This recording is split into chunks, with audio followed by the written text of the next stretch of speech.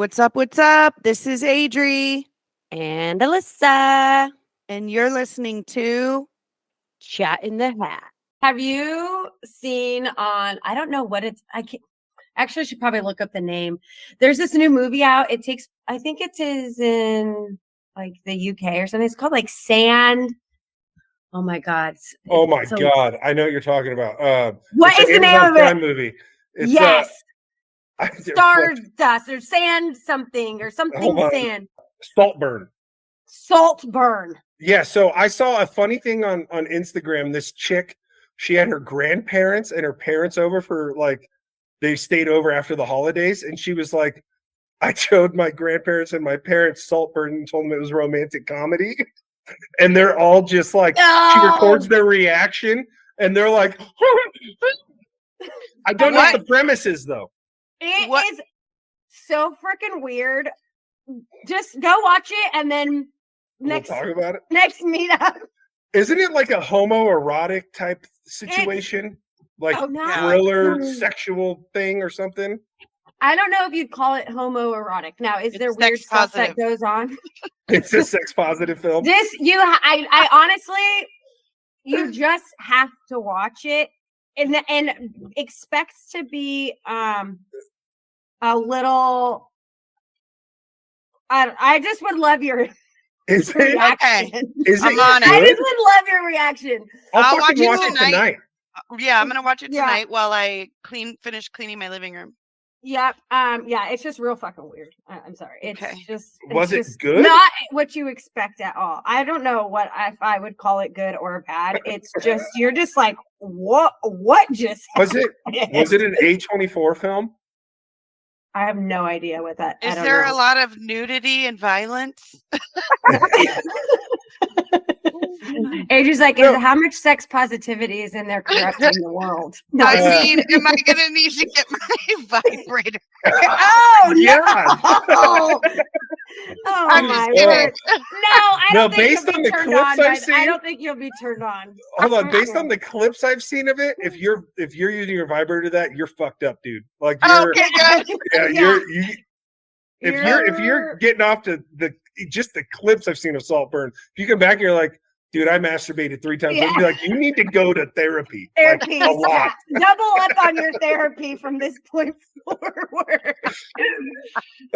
Double dose it. Yeah. Double dose your therapy. Okay, Saltburn. That's your homework. Got it. Yeah, okay. Yeah, I will watch it tonight.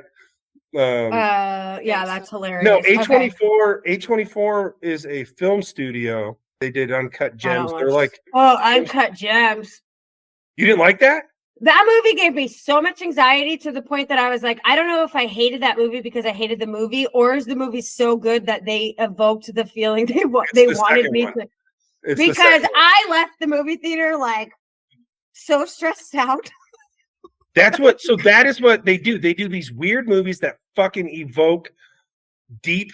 They're incredible. Every movie they make is good. Okay, but then I said weird. Maybe it was really good, and because maybe their goal was to make me feel like Adam Sandler. Have you seen it, Adri? It's the best acting performance Adam Sandler's ever given.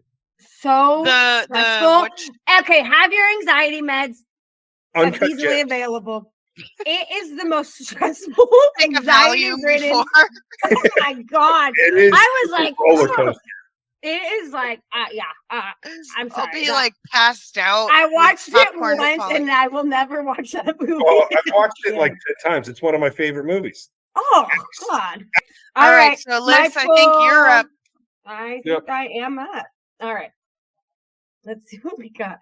Please give me an OG distribution or contribution. Okay, let's see. Watch, it's gonna be so I put it again like. Okay. This could be a heavy hitter. Okay, so this is a general concept. So our everyone could, or you could say, anyways, it's self-love. And the reason I put this in here is because I've had these thoughts the last, I don't know, just kind of as you think about it, because it's such like a societal push, self-love, and it's like, it's all good. I think that's great. But I was like, what, I don't like, what does it mean? It like, means like I'm like, I don't know if I've ever done that. well, I just, yeah, I don't know. It's just, yeah, but I don't know. What do you think it means? How do you do it? well, self-love to me, I think it's the way that I understand it is like being kinder to yourself, giving yourself more grace when you don't, um, you know, achieve whatever it is you're striving for, you're not on the schedule you think you should be, or holding yourself to standards, not meeting them, and then kind of like getting down on yourself. It's the opposite of that, like loving yourself, giving yourself the opportunity to go at your pace, to do what you need to do. Also, just having that, like constantly reinforcing the positive about yourself, kind of how you do with your friends. Like remind yourself that you're amazing or powerful or whatever it is you're trying to embody and live by, and that like in turn helps you heal. And just reminding yourself that you're worthy. And I think it's a lot of that, just because I think the reason you see it so much is because depression, anxiety, and like mental health is becoming more prevalent. It seems like it's more often than not that people struggle with these things, probably to do with our our society, the tension, the government, poverty, all these things, right? And so Mhm.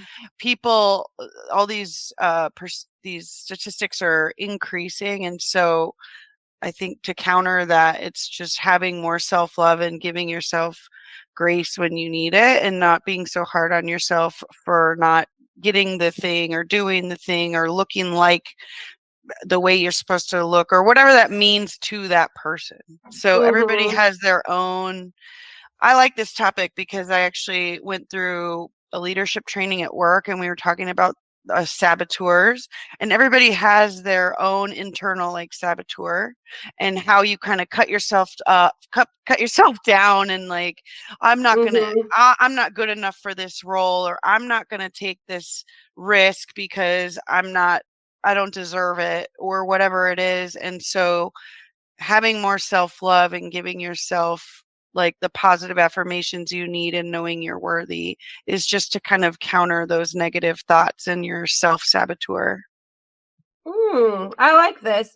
Yeah, because really, I'm just like obviously as a concept, like self love, like you're like, oh, love yourself the way you would love a friend, like that as a just like a generalized concept. I'm like, that makes sense to me, but like, what does it really mean? And Mhm. I don't know, like I don't think I've ever intentionally like self-loved. Like I don't like step into each day like, oh, make sure you're like, I don't know. That's why I'm like, I don't like, yeah, I just really Well, have, I because think I you tend to do be, that. oh, really? I I feel think like you I get a do. lot of I feel like I get a lot of external validation. Right, And but that's where I it, find my esteem, which is not healthy. I'm not saying that that's good, but but like, so to give you an example, you do things that make you happy and help your quality of life. Like you like to go walk on the boardwalk or down on the beach, or you do your walks yeah, to your coffee shop, or you go play pickleball. Those are all things that I consider like self-care, self-love, because when you do that self-care stuff that makes you happy, you in turn are more happy, you're more fulfilled. So you are giving it to yourself. That was just, it's different yeah, for every person. Somebody yeah, who's really struggling might need to do more actual work on their self-esteem and finding worthiness. worthiness. And for some people who are maybe more confident and comfortable in who they are, maybe for them, their self-love is doing things that bring them joy. So it's different Hmm. for every person. I don't think Yeah, it's like one yeah. I one guess box. I definitely lean towards the self-care, like prepping my food, going to the gym, doing my walks, Mhm. reading my books, listening to my podcasts. Those are all things that make me happy. Yeah. So I And think that I want to have a healthy physical body too. Like, not so much like, oh, I want to fit in these type of stereotype, but I just want to know, like, I'm taking care of the vessel that I have to hopefully be in for another, really hope not for more than like another 45 years. But Yeah, exactly. But yeah, so all right, cool. Is there anything that you do particularly for yourself that how you show yourself self-love?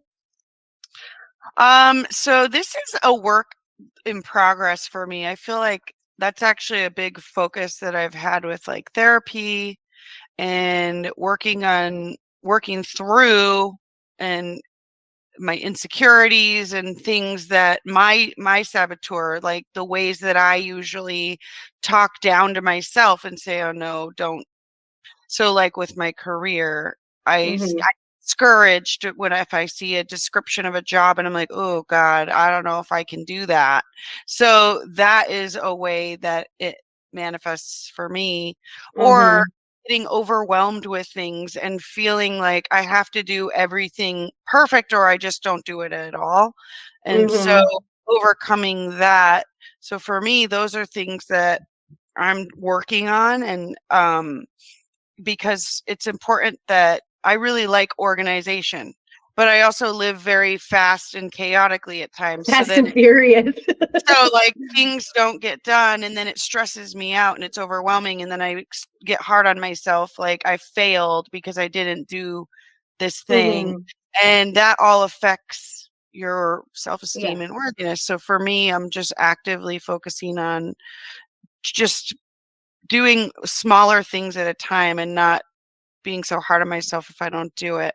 And so those are things that I know about myself that I'm working on, but things I like to do that feed my soul. Obviously, I like bowling, even though it fucking pisses me off because it is the hardest. I think people who don't realize it, it's not as easy as it seems. It's a very difficult sport because you have to be able to find the sweet spot in how you bowl and do the same thing every time. And that is hard.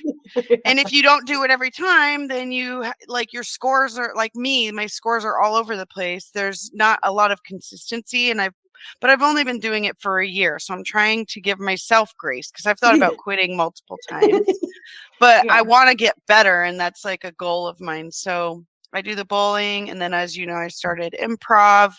So I'm starting up actually, what day is it? Is it Saturday, Sunday? I'm starting on Monday, my second. Are you in like 102 now? Because you graduated from 201? 201, and it's Game of the Scene is the class, so or the series. So it's all learning Game of the Scene and that methodology, which I can explain it. But so, anyways, there's that, and then I really, like I said, I've been focusing on going and just getting my house in a way that I want it to be. Like, mom's house, it's always in good order. I am trying to get to that point. You're emulating. You're trying to emulate her. But I just notice when I'm there, I feel better. Like I just feel like calmer. I don't feel stressed from any clutter and things around me. And so I'm like slowly just getting rid of things. And that is actually like making me feel very good about myself and accomplished because I'm getting therapeutic. I was telling Wes for the first time, I think ever in history, or was it you? Me. All the rooms in my house, except I'm working in my living room right now, but are clean. And all my, like that's just crazy. At one time. 2 kids' rooms, your room, a kitchen, the bathroom. Yeah. No, that's great. That's great. It's nice and it feels really good. So I just need to get to that place and then work on the maintenance side of it and being better about prioritizing that. Anyways, cool.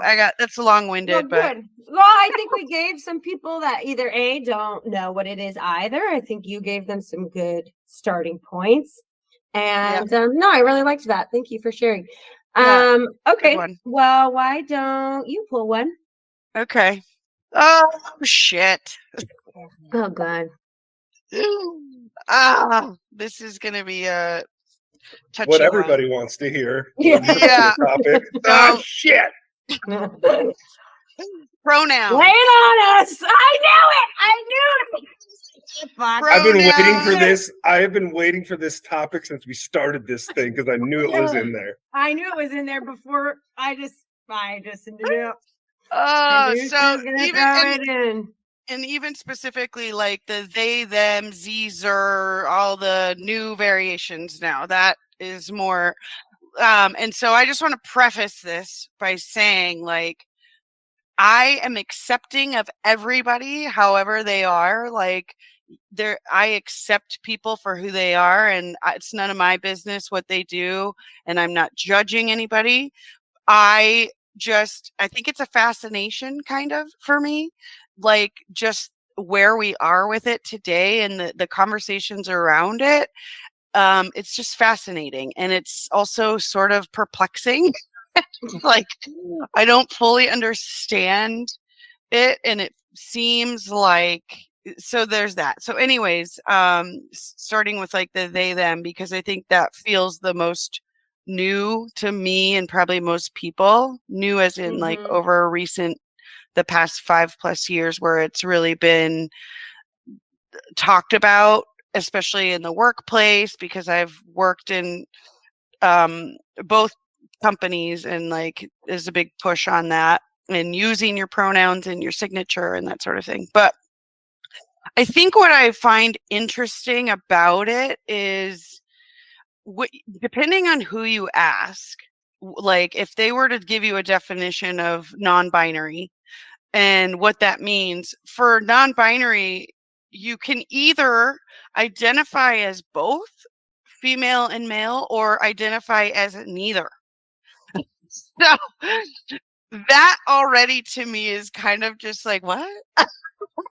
What? I don't understand, because at the end of the day, like, you are one, you're either male or female, how you're born, if you want to say the sex assigned at birth or whatever.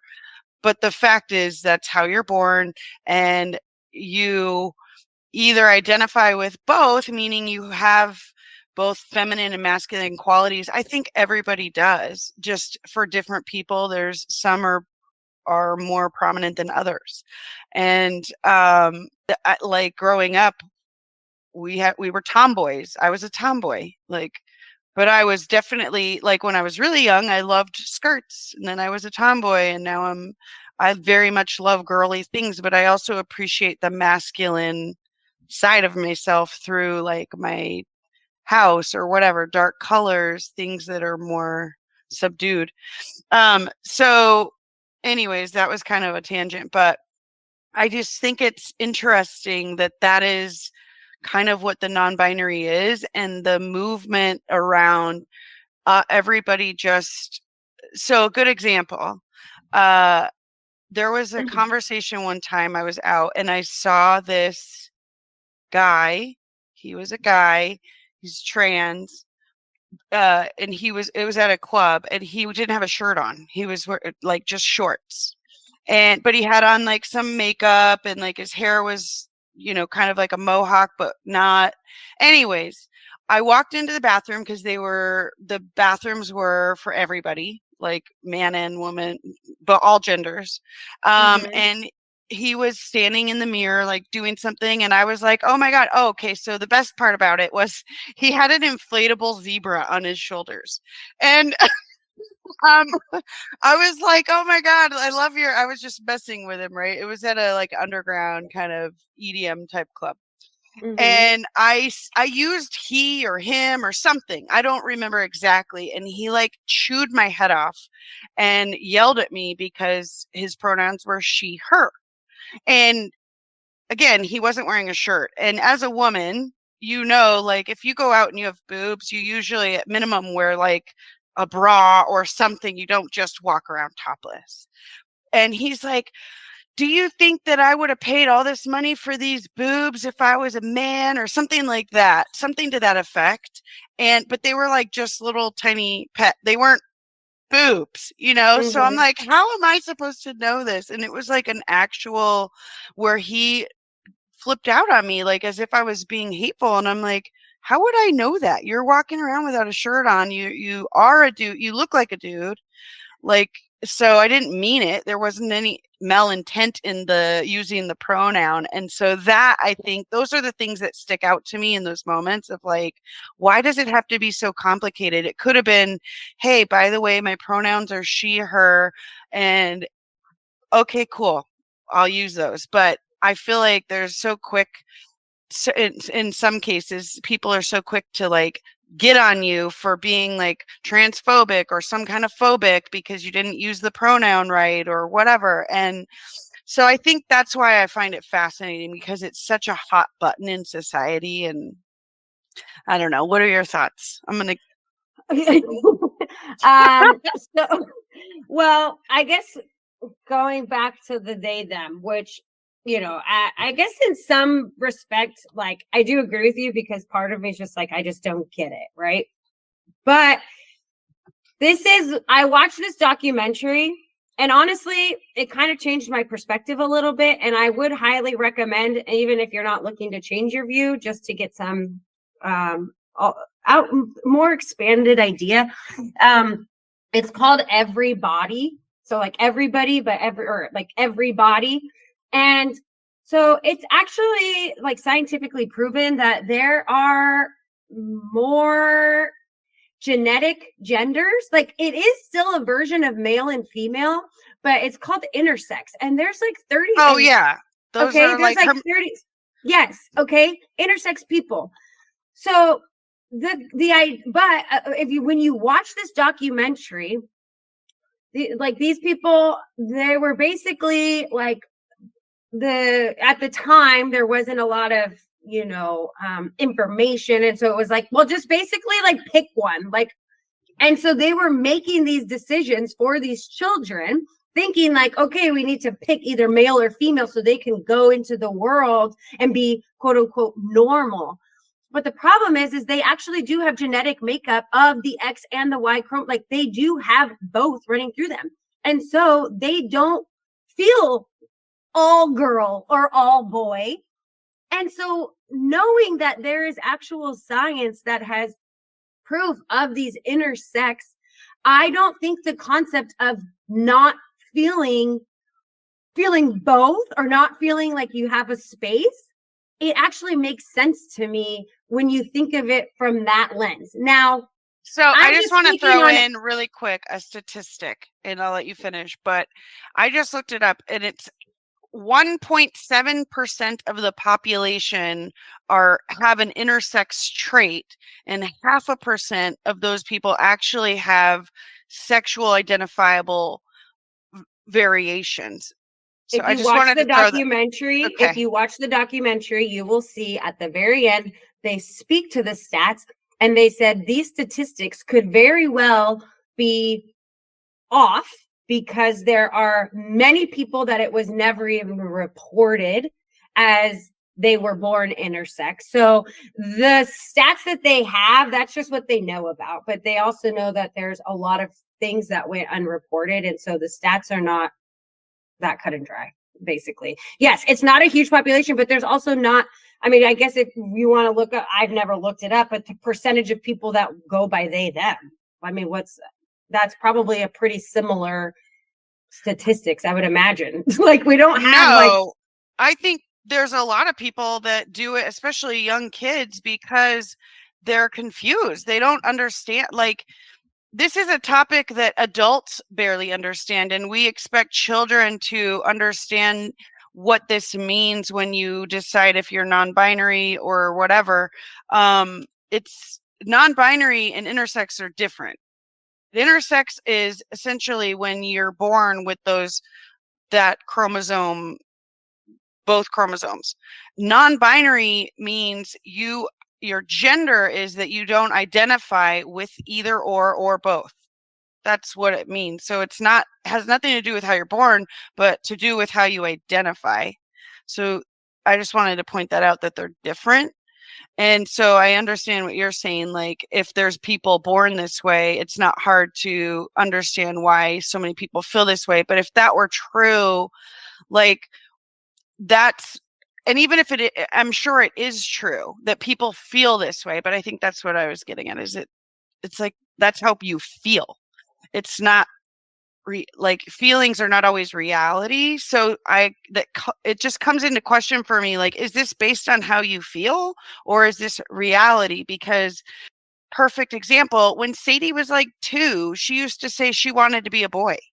Had I fed into that at 2 and said, okay, sure, let's change your name and let's do these things, like, then the child is now like, you're adding to this confusion of like, oh, I can just change and be whatever, switch it up, that's fine. And it's like, is this something we're trying to kind of push people into questioning, or should it be more authentic in Okay, well, trans, I'm just gonna like chime in. Children becoming trans is a completely separate topic than people wanting to go by they them. Like, I know, but there's a connection in how you identify. And yeah, but yeah, I get that. But I mean, but for the sake of the topic and the sake of the conversation, trans children is, I think, a separate which I just think they them, in terms of like, if we're talking about people wanting to utilize the pronouns they them, or what were the other ones you said? I don't even know what Caesar. That's another know non-binary thing. They were completely made up. I don't know where they came from, and it's not widely accepted, so they don't use it a lot, but they do say it in the queer community, like, oh, I'm Z or Zer or this or that. Or what does that mean? It's kind of like it's like a blend of he, her. It's like both. So they made up a mix of the two. That's my understanding of it. Like, instead of they, them, it's ze, zer, because I'm both. I don't know. Here's my only thing with pronouns. Really, this is like, it's like, it doesn't make a lot of sense to me. And it's like, I also have too many other things going on in my life that, to be quite frank, like, I don't spend a ton of time trying to understand it. But I don't have a problem calling someone they, them, if that's what they want to be called. But to speak on kind of your experiences, I also don't know who is a they, them, and who's not. So no, they can't, like, so I think there also has to be some grace in the queer community from the people that want to be a they, them, that if we do make a mistake and say, like, if you're presenting female that day and I say, hey girl, or she, her, or whatever, and I'm wrong, if you respectfully and politely, like, hey, I just want to let you know I'm a they, them. And then if I have to continue to have interactions with that individual, I don't mind using they, them. It's no sweat off my back. But being shamed for not knowing or for doing the wrong one when it's not obvious. If you're presenting female, I'm going to refer, even if I know you're a man, born a man, but you're presenting female, I will typically use she, her.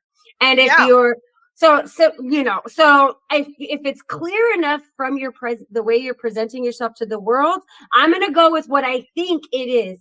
And now if I'm wrong, I would just appreciate, because I really am trying to be on board with what you're doing. Like, I'm trying to make sure I'm doing it right. And so if I do it wrong, just saying, hi, hey, just, if we're going to continue, hanging out, just so you know, I'm they, them. Now, if you're a stranger on the street, like, it should also be no sweat off your back, in my opinion. If I do mess up and we're in passing and you're never going to see me again, there's no reason to go off on me either. Like, just let it go. Like, keep on moving. Like, everyone just move about their day and just be like, well, she didn't know. Okay. Yeah, but that's not reality. I don't think that it happens like that all the time. I think that there's a lot of flack for it. Like, you get the corrections. Actually, it's this, that, or, I go by this. People are really quick to correct you on those things, and it becomes an issue when it doesn't need to be. Like, the intention is not to misgender people. We operate in a world where we see things and that's how we identify them. Like, that's a dog,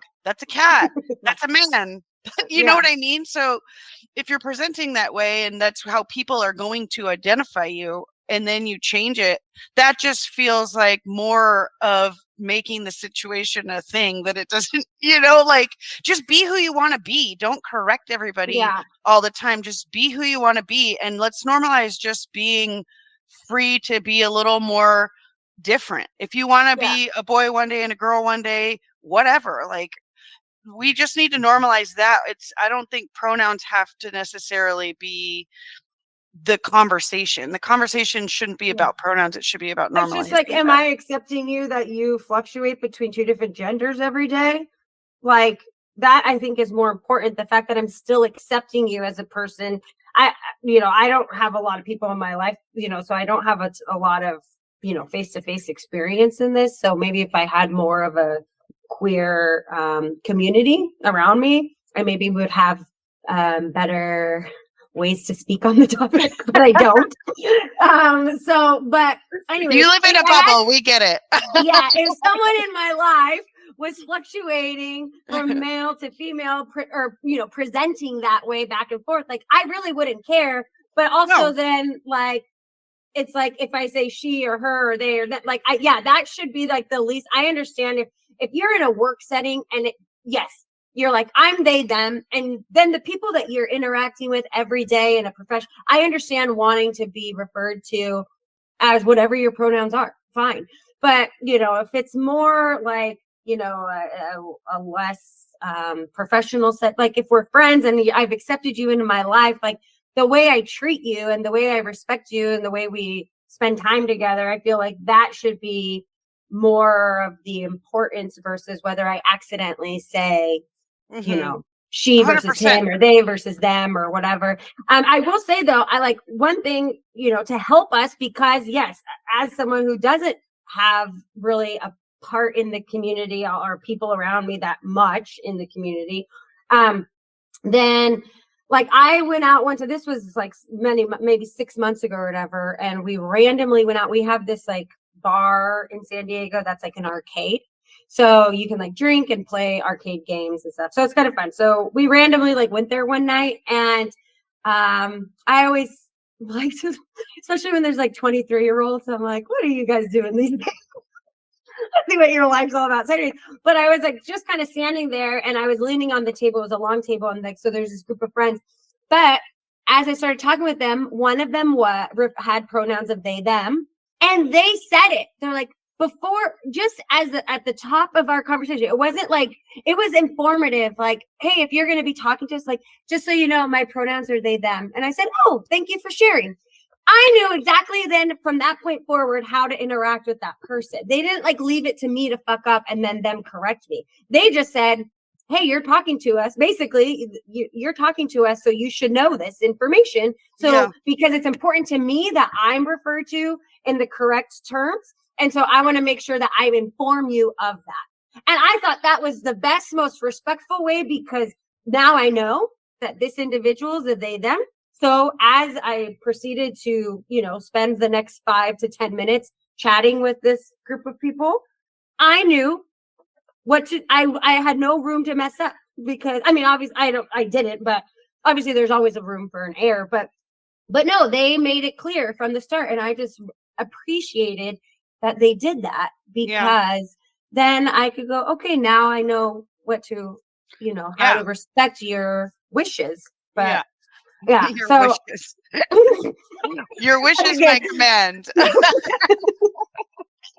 Well, and anyway, actually, to your point, like I feel like that's, if I were going to switch up my identity in a way that would be confusing for people who know me prior to that or whatever, I feel like it would be my responsibility to say, hey, by the way, my pronouns are now this, or I'm doing that, so that you were on the same page, like that person at the party. But I don't feel like that always happens. In fact, I haven't experienced that yet, where it was preemptive, and I'm always California versus I'm getting corrected, and it's like, I feel like even the correction, if you're a man, born a man, and you look like a man, but you are feminine in nature, like how you're presenting, how am I going to say this? Like you look like a man. So if somebody accidentally says he, him, whatever, it's not an insult, because it's just, it's not that serious. It's not that deep. Like that's what if you look like a man and people are identifying you as a man, then it looks like a duck and it walks like a duck. It must be a duck. I'm just kidding. Oh my God. That's not what I mean. I know. Meant, I'm just kidding. It doesn't have to be such a negative thing. And if it makes you feel a certain way, why are we responsible for everyone else's feelings? Yeah, I agree. There's a difference between being rude, being courteous, being kind, and being straight up an asshole. Like, and I think that's where like intention comes into it, and like what you were saying earlier about how you treat the person, but that's not what it is. It's more of a talking point, and like people get really heated and emotional about it, and it just doesn't. I feel like sometimes it's a way for us to carry their pain a little bit, and it's not our responsibility to feel that pain, or if you're feeling a way about your gender and how you identify this dysphoria, if you will, because that's kind of what it is. I know Josh probably has a little bit to say about it. If you want to chime in, Josh. That was a good time. I can see it in your face.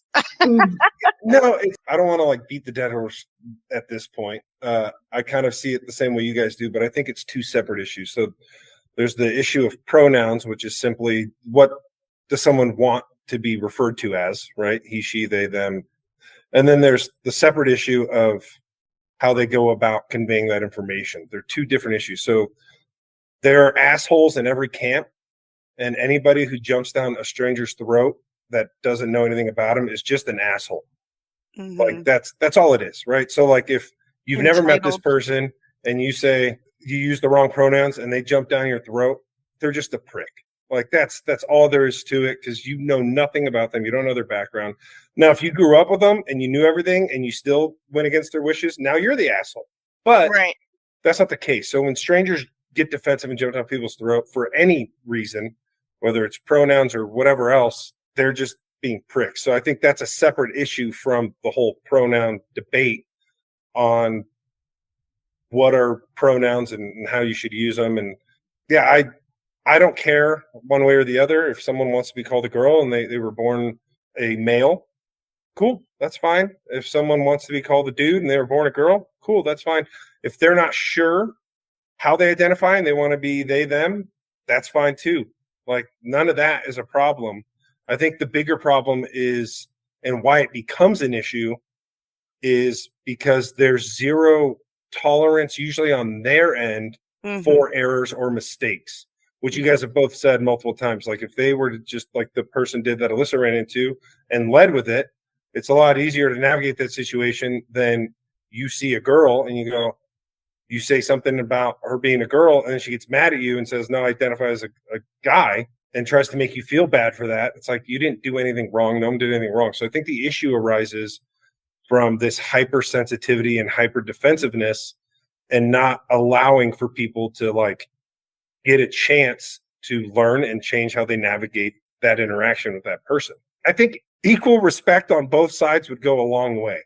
Patience, respect, and just general kindness towards other people goes a long way in resolving this whole situation. It doesn't have to be an issue if people are just respectful and kind to one another. That's it. Yeah. Oh, show. Wow. All right. Heavy ending on episode.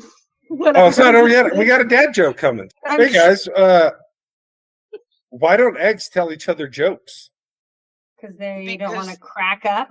That's kind of close, yeah. Because they'd crack each other up. Yeah. See, we're gonna tell your dad jokes. So you're gonna have to like flip. You need a new book, homie. I'm not even. Yeah.